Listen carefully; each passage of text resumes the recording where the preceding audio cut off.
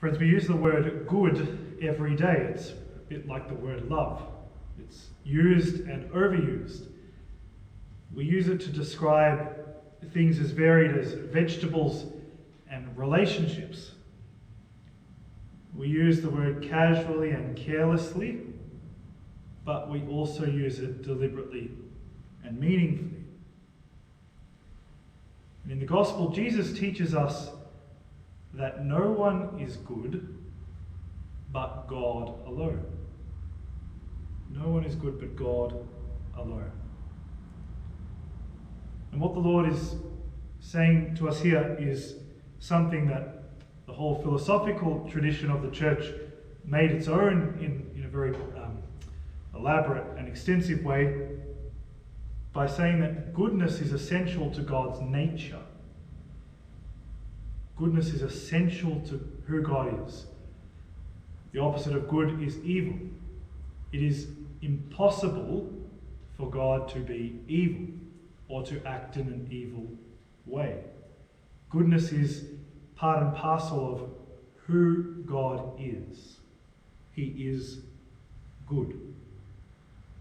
And so the philosophical tradition of the church came to speak of goodness as one of the transcendentals, one of the key attributes of God, one of his key characteristics that we can understand about God even before we have faith.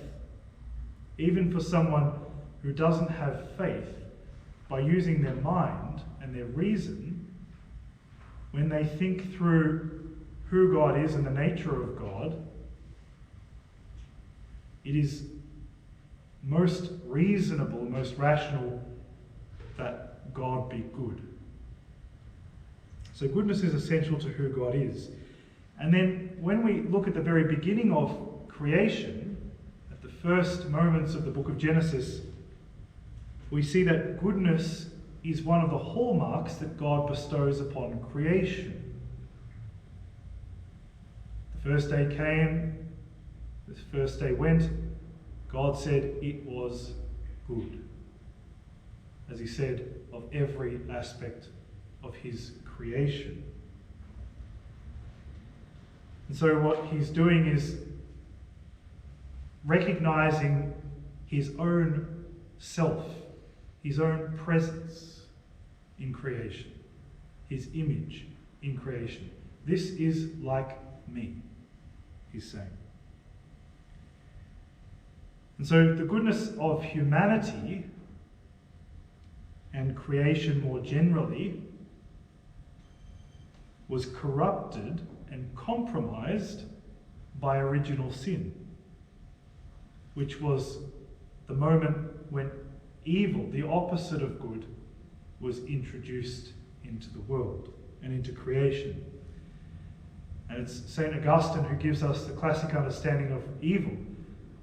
So often we speak of evil as a thing out there in the world, as something almost tangible. But evil is in fact the privation of good, or rather the deprivation of good. Where there is an absence of the good, that is what we call evil. And so by original sin, we were separated from that goodness which was stamped upon us at the beginning of history, that we were made for. It's only when Christ, through his death and resurrection, when he conquers death and sin and evil by dying on the cross, then we can once again have a share in goodness. But what is goodness? See, one of these words, as I said, we talk about it a lot. What is it really? What is it to say that something is good? Goodness is essentially that for which we are made. We would describe a kettle as being good when it does that for which it is made and does it well. A kettle that boils water efficiently and effectively, we would call a good kettle. And the same applies to us. We weren't made to boil water, but made for far more than that. We can be called good when we do that for which we are made, namely to love God and our neighbour. We are good to the degree to which we fulfill the reason for our existence. We can be described as evil if we do that which goes against who we are made to be, when we turn against God and our neighbour. But how do we know what is good for us? How do we know what we're made for? Okay, so to be good is to do that for which we're made. But how do we need to put some meat on those bones. Now originally, before the fall, before sin, doing what was good for us came naturally. It was second nature, it was first nature. We didn't even have to think. We knew what we needed to do to be good.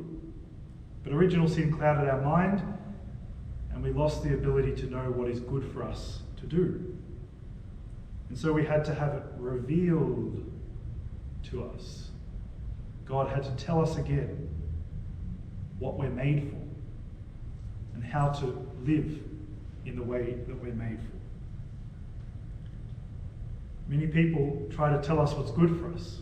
So many different voices in the world telling us what is good for us.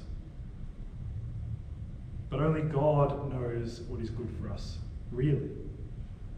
And it's the law of God that directs us to that which is good for us. God's laws and the church's laws, by extension, are signposts that point us to our best and happiest self. They show us who we are meant to be. They show us what is good for us. And so our choices about how we live our lives matter greatly,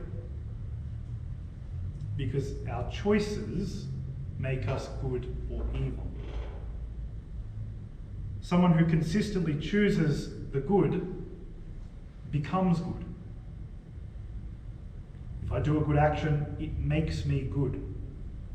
We wouldn't say of someone who does good actions consistently that they were bad. That would be a lie.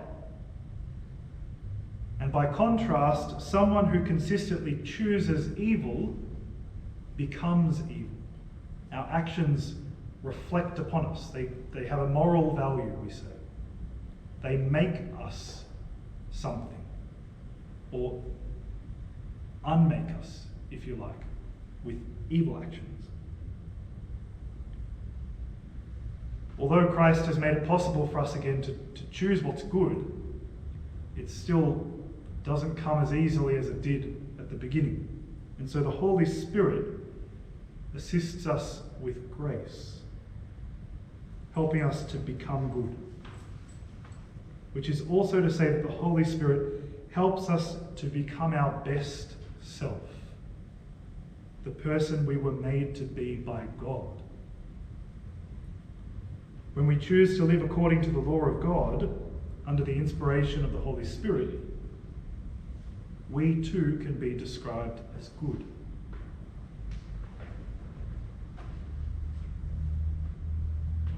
Jesus teaches us, as I said, no one is good but God alone. We are good to the extent that by our actions we choose God, who is who we are made for, our reason for being.